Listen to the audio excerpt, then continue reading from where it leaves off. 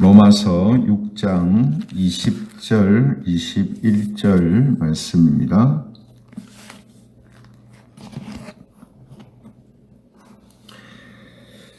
말씀을 제가 봉독하겠습니다. 너희가 죄의 종이 되었을 때에는 의에 대하여 자유로웠느니라. 너희가 그때에 무슨 열매를 얻었느냐? 이제는 너희가 그 일을 부끄러워하나니 이는 그 마지막이 사망임이라. 아멘. 같이 다시 한번 읽겠습니다. 시작. 너희가 죄의 종이 되었을 때에는 의에 대하여 자유로웠느니라. 너희가 그때에 무슨 열매를 얻었느냐? 이제는 너희가 그 일을 부끄러워하나니 이는 그 마지막이 사망임이라. 아멘. 네, 오늘은 죄의 열매라는 제목을 가지고 하나님 말씀을 증거하겠습니다. 지난 주일에 이 삼성전자 회장이었던 이건희 씨가 사망을 했는데요. 그런데 이건희 회장이 생전에 작성한 편지라는 글이 이 네티즌들을 통해서 급속도로 확산되고 있다고 합니다. 하지만 삼성 측에 의하면 이 편지는 이건희 회장이 쓴 글이 아니다라고 발표를 했습니다. 저도 저희 교회 밴드에 올렸다가 사과를 하고 삭제를 했는데요. 네티즌들은 이 편지가 이건희 회장이 쓴 글이 아니다라고 해도 그 내용이 감동적인 내용이다라는 반응입니다. 왜냐하면 그 편지의 내용이 돈과 권력의 허무함에 대해서 말하면서 생명과 건강의 소중함을 강조하는 그런 내용으로 되어 있기 때문이죠. 그래서 우리가 이런 하나의 에피소드를 보면서 생각을 또다시 하게 되는 게 뭐냐면, 인생이라는 것이 참 허무할 수밖에 없다라는 것을 우리가 생각하게 됩니다. 그런데 인생의 허무함이라는 것은 비단 돈과 권력을 추구한 사람들에게만 있는 것이 아니라 세상에서 자신이 소중하다라고 또 생각하는 것, 또 세상이 소중하다고 생각하는 것들을 추구한 사람한테도 찾아옵니다. 그래서 사람들이 말하고 세상이 말하는 어떤 선, 또 여러 가지 명분들을 내세우는 그런 일들이라 할지라도 결국 인생이라는 것은 그 끝에는 허무함을 맞이할 수밖에 없다라는 것이죠. 왜 그런가 하면 이것이 세상과 육신을 따라 산 사람들에게 자연스럽고 당연하게 나오는 열매이기 때문입니다. 인생이라는 것은 하나님을 떠나서 살아가는 사람들, 또 죄 가운데서 살아가는 사람들이 마지막에는 다 결국 인생의 허무함을 느끼게 되고 또 자기 자신의 존재와 삶에 대하여서 깊은 회의를 할 수밖에 없는 그런 결과, 그런 열매가 따라온다라는 것이죠. 그래서 우리가요, 사람들이 어떤 일의 결과로 열매를 언급을 많이 합니다. 그래서 어떤 일의 결과가 이렇다 저렇다 하는 것으로 열매를 이야기하는데요. 이 열매를 이야기할 때는 그 일이 자연스럽고 당연하게 나오는 결과라는 의미로 사용을 하거든요. 근데 오늘 본문에서 보면 이 열매를 언급하고 있습니다. 그래서 본문에서도 이 열매를 이야기할 때 사람들에게 너무나 자연스럽고 당연한 일의 결과를 표현하면서 열매다 이렇게 이야기를 하거든요. 어떤 열매를 이야기하게 되냐면 죄의 종이 맺게 되는 열매에 대해서 말씀을 하고 있습니다. 죄의 종으로 살아가는 사람들에 대해서 지금 로마서 6장이 다루고 있잖아요. 그런데 그 죄의 종으로 살아가는 사람들에게 필연적으로 찾아올 수밖에 없는 열매에 대해서 말하고 있다는 거죠. 그래서 20절에 보시면요. 너희가 죄의 종이 되었을 때에는 의에 대하여 자유로웠느니라 이렇게 이야기를 합니다. 여러분, 이 의에 대하여서 자유로움도 이 죄의 종으로 사는 사람들에게 찾아오는 또 하나의 열매다라고 말할 수 있습니다. 왜냐하면 우리가 모든 일들을 보면 그렇지 않습니까? 어떤 것에 매이거나 어떤 것에 중독이 되면요, 그 반대의 경우에 것에는 자유한 경우가 대부분입니다. 너무나 당연한 이야기죠. 이쪽에 매여 있기 때문에 그 반대쪽, 완전 반대쪽에 있는 것에는 자유로움을 느끼게 된다는 거죠. 그래서 죄의 종으로 사는 것도 마찬가지입니다. 죄의 종으로 살며 죄를 짓게 되면요, 의에 대해서 관심도 없고 의에 대한 부담도 없고 자유로움을 가지게 돼요.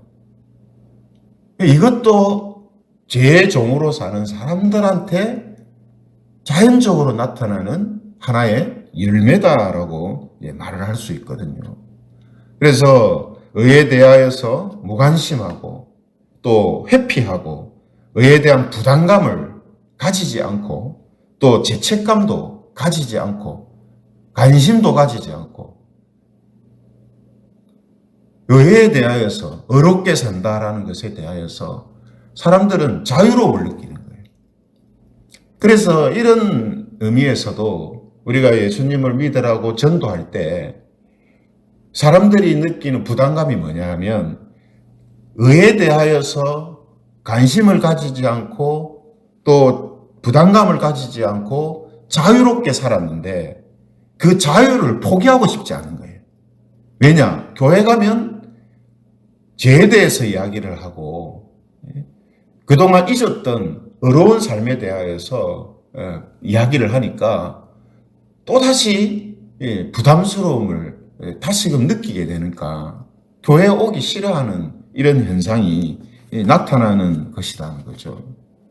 하지만 이런 생각으로 계속해서 죄의 종의 자리에 있게 되면 그 죄로 인한 열매는 더 많아지고 그 사람들의 영혼과 삶은 더 비참해지게 된다라는 겁니다. 왜 그렇습니까? 21절의 말씀처럼 너희가 그때에 무슨 열매를 얻었느냐? 이제는 너희가 그 일을 부끄러워하느니 이는 그 마지막이 사망임이라.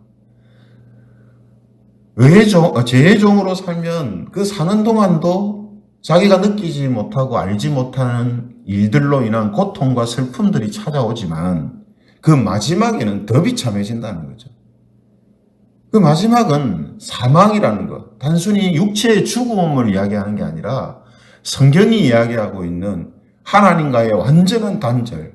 이제 기회라고는 없고 하나님의 무서운 심판만을 당하는 그런 일들이 그들의 마지막에 자리하고 있기 때문에 그만큼 비참한 일이 없게 되는 것이다라는 것입니다.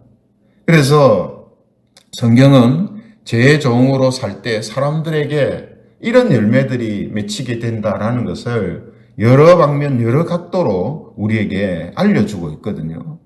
대표적으로 로마서 1장 29절 이하의 말씀에 보면요, 죄의 종이었을 때의 일이 열거되어 있습니다. 로마서 1장 29절 이하에 보면 이렇게 적혀 있습니다. 모든 불의, 추악, 탐욕, 악의가 가득한 자요, 시기, 살인, 분쟁, 사기, 악독이 가득한 자요, 수근수근하는 자요, 비방하는 자요, 하나님께서 미워하시는 자요, 능욕하는 자요, 교만한 자요, 자랑하는 자요, 악을 도모하는 자요, 부모를 거역하는 자요, 우매한 자요, 배악하는 자요, 무정한 자요, 무자비한 자라. 이런 죄의 열매들이 그 크기만 서로 다를 뿐이지 그게 밖으로 드러나느냐 안 드러나느냐의 차이뿐이지 죄의 종으로 사는 사람들한테 이런 열매들이 다 있다는 거예요. 기회가 주어지면 그게 나타나는 것이지 없는 게 아니란 말이죠. 사람들 속에 이 죄의 열매가 다 있다는 겁니다. 얼마나 많습니까? 항목이, 그죠? 또 베드로전서 4장 3절에도 보면 죄를 따라 살 때 어떤 모습이 나타나는가 하는 것을 표현하고 있는데요. 베드로전서 4장 3절에 보면 너희가 음란과 정욕과 술 취함과 방탕과 향락과 무법한 우상 숭배를 하여 이방인의 뜻을 따라 행한 것은 지나간 때로 족하도다. 이런 모습들이 바로 죄의 종으로 사는 사람들에게 나타나는 열매다라는 거죠. 그리고 그 열매의 끝은 뭐라고요? 사망이다. 하나님의 마지막 진노와 심판의 대상이 되는 것이다라는 겁니다.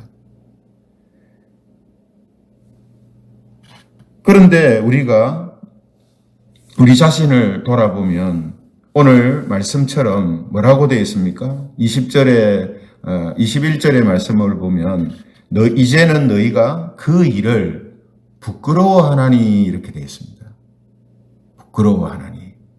그러니까 하나님을 믿고 사는 삶이 아니었을 때, 진정으로 예수님을 믿고 살지 않았을 때의 나의 삶에 대하여서 자랑스러워하거나 동경을 하거나 회개하고자 하는 마음들을 가지냐면 그렇지가 않다는 겁니다. 그때의 삶이 아무리 세상적으로는 속된 말로 삐까뻔쩍했다 할지라도 그때의 삶을 동경하고 회개하려고 하는 마음은 일체 없다 이 말이에요. 오히려 그때의 삶을 부끄러워한다, 아쉬워한다, 안타까워한다 이 말이죠. 이게 의의 종, 즉 죄의 종으로 살다가 의의 종으로 살아가는 사람들에게서 나타나는 현상입니다. 반응이에요. 하나의 열매입니다. 이게. 의의 종이 되었다 내가. 그러므로 나는 의의 종으로 살고 있다라고 하는 사람들한테 나타나는 자연적인 열매가 죄의 종으로 살아갔을 때 그 삶을 부끄러워한다. 부끄러워. 그래서 우리가 전도를 했어요. 교회에 이제 나오는 분들 중에 한동안 좀 잘 다니다가 교회에 안 나오는 분들이 있거든요. 그 왜 안 나오는가 하고 한번 알아보면 다른 이유도 있지만 많은 경우에 예전의 삶을 버리지 못하는 거예요. 예수 믿고 살아가는 교회는 신자로서 살아가는 삶이 옛날의 삶보다 재미도 없고 기쁨도 없고 무료하고 답답하고 막 그렇다는 거예요. 그 말은 뭡니까? 반대로 말하면 예전의 삶이 자기는 더 좋다는 거예요. 그게 부끄러운 일이 아니고 오히려 막 동경하는 일이 돼버리는 거죠. 그럼 왜 그렇습니까? 죄의 종으로 살던 삶에서 의의 종의 삶으로 돌아선 것처럼 보였지만 사실은 그렇지가 않다는 거예요. 그래서 우리가요, 우리 자신을 또 하나의 점검해 볼 수 있고 내가 바르게 지금 걸어가고 있는지, 바른 방향으로 가고 있는지를 확인할 수 있는 것 중에 하나가 뭐냐면 예전의 내 삶을 자꾸 동경하고 지금의 삶을 자꾸 후회하는 모습이 있는가 하는 겁니다. 예수님을 믿고 지금까지 살아온 삶보다 이전에 예수님을 믿지 않았던 삶이 더 나았겠다라는 생각을 하는가 하는 거죠. 그러면 지금 뭔가가 잘못된 거예요. 뭔가가 잘못된 거예요. 왜냐하면 우리는 아무리 생각해도 몇 번을 생각하고 몇백 번을 생각해도 내가 예수님을 믿고 살아온 그 삶보다 이전에 예수님을 모르고 살았던 삶, 그때의 삶을 동경할 수가 없어요. 설령 우리가요, 어릴 때부터 믿는 가정에서 태어나서 예수님을 떠나서 살아가는 삶이 어떤 것인가 하는 것을 실제적으로 경험을 못한 사람이라 할지라도 우리가 성경이나 혹은 세상의 여러 가지 사람들의 군상을 보면서 확인하고 느끼는 게 뭐냐면 내가 예수님 믿고 사는 거 참 잘하고 있다. 예수님을 믿고 살지 않는 사람들의 군상을 보면서 참 어떻게 저렇게 살 수 있을까? 안타까운 마음들이 생긴단 말이에요. 내가 실제적으로 그 일들을 경험을 못했어도 사람들이 죄의 종으로 살아가면서 맺는 열매들을 보면 저렇게는 못 살겠다라는 생각들을 당연히 하게 된단 말이죠. 이게 바로 의의 종으로 살아가는 사람들, 하나님을 따라 사는 사람들에게 나타나는 당연한 그 반대의 그 열매란 말이에요. 그래서 내가 경험을 했던 경험을 하지 않았던 예수님을 믿음으로 어렵다함을 받고 하나님을 따라 사는 삶의 그 삶의 이전의 모습들은 좋아할 수 없고 선호할 수가 없는 그런 마음들이 신자들한테 생기게 되는 것이다라는 겁니다. 그러므로 우리는 오늘 이 말씀을 통해서 또 로마서 6장을 우리가 살피면서 다시 지금 강조하고 있는 게 뭡니까? 우리는 죄의 종으로서 살아가는 삶에서 우리는 떠난 자들이다 하는 겁니다. 그래서 죄의 종들이 맺으며 살아가는 그런 열매를 우리는 맺는 것이 우리에게는 맞는 옷이 아니다는 거예요. 우리는 죄의 열매를 맺는 사람들이 아니고 의의 열매를 맺으면서 살아가야 되는 사람들이다라는 것을 우리에게 말해주고 있는 겁니다. 그러므로 우리가 혹시라도 죄의 열매들이 나의 삶 속에 내 마음 속에 있다면 우리는 그것을 부끄러워하는 마음을 가져야 됩니다. 부끄러워하는 마음이 있어야 돼요. 그리고 다시는 우리가 그런 죄의 열매들을 맺지 않도록 기도하고 의의 정이 맺는 열매들을 많이 맺으며 살기를 소망해야 하는 것이죠. 이게 바로 죄의 종에서 벗어나 하나님의 사람으로 살아가는 사람들에게 나타나는 또 그 사람들이 가지고 있어야 할 마음과 태도다라는 거죠. 그러므로 오늘 우리에게 분명히 이런 마음들이 있습니다. 다 이런 마음이 있어요. 그죠? 그래서 때때로 그것이 부담감으로 다가오기도 하고 또 빚진 자의 마음이 생기기도 하고 그렇지만 우리가 죄의 종으로 살아가는 삶을 결코 사랑할 수가 없는 겁니다. 오늘 이 말씀을 통해서 우리는 다시 한번 이 사실을 확인하게 되고 우리가 어떤 존재로 어떤 모습으로 살아야 하는가 하는 것을 다시 한번 생각하게 됩니다.